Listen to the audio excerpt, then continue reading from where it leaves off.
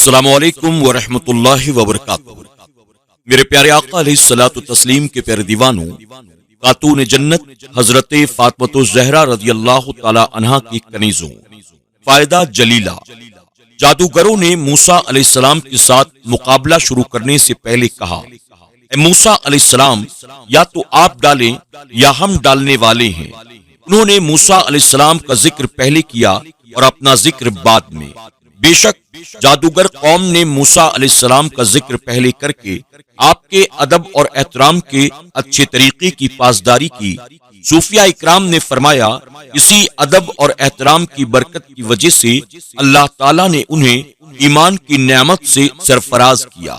سبحان اللہ، کیا شان ہے انبیاء اکرام کی کہ ان کے ادب اور احترام سے کافروں کو ایمان نصیب ہوتا ہے، اور ان کی گستاخی کی وجہ سے کلمہ توحید پڑھنے والے بھی مردود ہو جاتے ہیں۔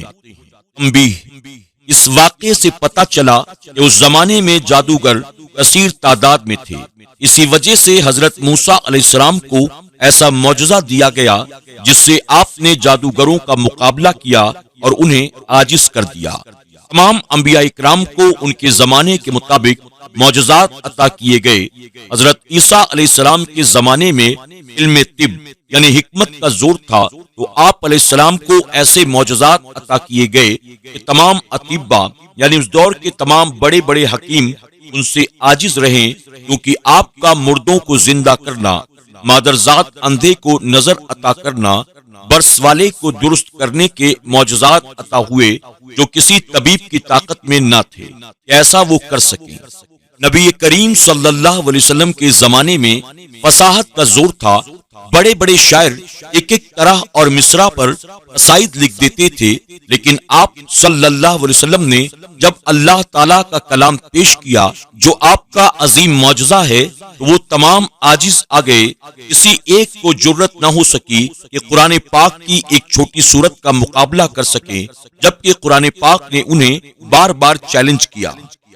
نتیجہ حاصل ہوا، فرعون جو خدائی کا دعوے دار تھا کہتا تھا میں تمہارا سب سے اونچا رب ہوں۔ اس کے متعلق تمام لوگوں کو پتا چل گیا کہ وہ ذلیل، عاجز اور گھٹیا انسان ہے، ورنہ وہ موسیٰ علیہ السلام کی دفاع میں جادوگروں سے امداد طلب نہ کرتا۔ اگر خدا ہوتا تو خود ہی صرف ان سے کام تمام کر دیتا۔ اور یہ بھی واضح ہو گیا کہ جادوگر کسی چیز کی حقیقت کو نہیں بدل سکتے۔ اگر وہ کسی چیز کی حقیقت کو بدل سکتے تو فرعون کو یہ نہ کہتے کہ اگر ہم غالب آ گئے تو کیا تو ہمیں اجرت دے گا، بلکہ وہ خود ہی مٹی سے سونا بنا لیتے، بلکہ وہ اپنے جادو کے ذریعے فرعون کی بادشاہی پر قبضہ کر لیتے یا کسی اور ملک کی بادشاہی حاصل کر کے بہت بڑے رئیس بن جاتے۔ انسانوں کو ان آیات سے متنبہ کیا گیا کہ تم باطل اور جھوٹے اقوال اور شوبتہ بازی کے افعال سے فریب نہ کھا جانا، بلکہ اپنے ایمان پر قائم رہنا۔ فرعون کی جادوگروں کو دھمکی۔ فرعون نے کہا، تم سب اس پر ایمان لے آئے ہو اس سے پہلے کہ میں تمہیں اجازت دیتا۔ یہ تو بڑا مکر ہے جو تم سب نے شہر میں پھیلایا ہے، شہر والوں کو اس سے نکال دو، تو اب جان جاؤ گے، قسم ہے کہ میں تمہارے ایک طرف کے ہاتھ اور دوسری طرف کے پاؤں کاٹوں گا، پھر تم سب کو سولی دوں گا۔ جب فرعون نے دیکھا کہ جادوگروں نے تمام مخلوق کے سامنے موسیٰ علیہ السلام کی نبوت کو تسلیم کر لیا ہے، اسے خوف ہوا کہ تمام لوگ آپ پر ایمان نہ لے آئیں۔ اس نے دو قسم کے شبہات ڈال کر قوم کو ایمان لانے سے منع کرنے کی کوشش کی۔ ایک تو اس نے یہ کہا کہ ان لوگوں کا ایمان لانا اس وجہ سے نہیں ہے کہ انہوں نے موسیٰ علیہ السلام کی حقانیت کو دیکھا، بلکہ انہوں نے پہلے سے موسیٰ علیہ السلام سے ساز باز کر رکھی تھی، ہم تمہاری نبوت کا اقرار کر لیں گے اور تم پر ایمان لے آئیں گے، لوگ ہمیں دیکھ کر تم پر ایمان لے آئیں گے۔ دوسری بات اس نے یہ کہی کہ موسیٰ علیہ السلام اور جادوگروں کا اتفاقی مشورہ یہ ہے کہ تمہیں تمہارے شہروں سے باہر نکال دیں اور خود اس ملک پر قابض ہو جائیں۔ وطن سے لوگوں کو بہت زیادہ محبت ہوتی ہے، اس لیے وہ ان لوگوں کو ایمان سے دور کرنے میں کامیاب ہو گیا۔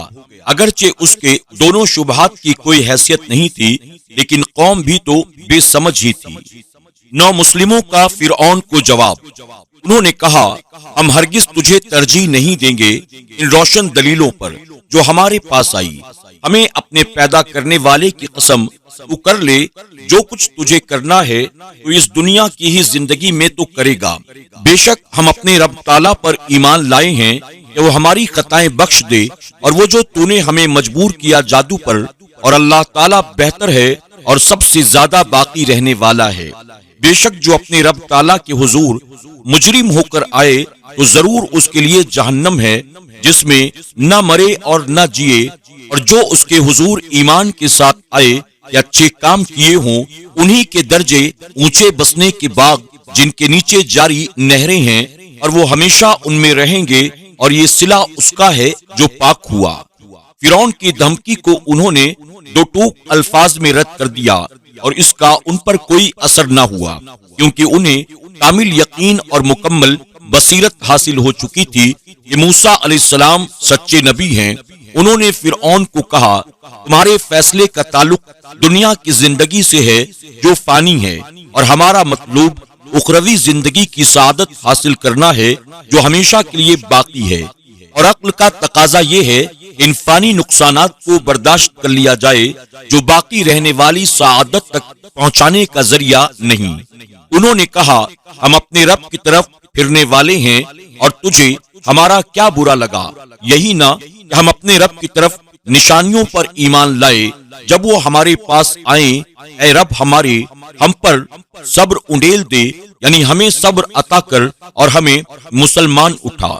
انہوں نے فرعون کی دھمکیوں کا جواب دیتے ہوئے کہا ہم مرعوب ہونے والے، ڈرنے والے نہیں، کیونکہ ہم تو اپنے رب تعالیٰ کی طرف پھرنے والے یعنی اس پر ایمان لانے والے ہیں۔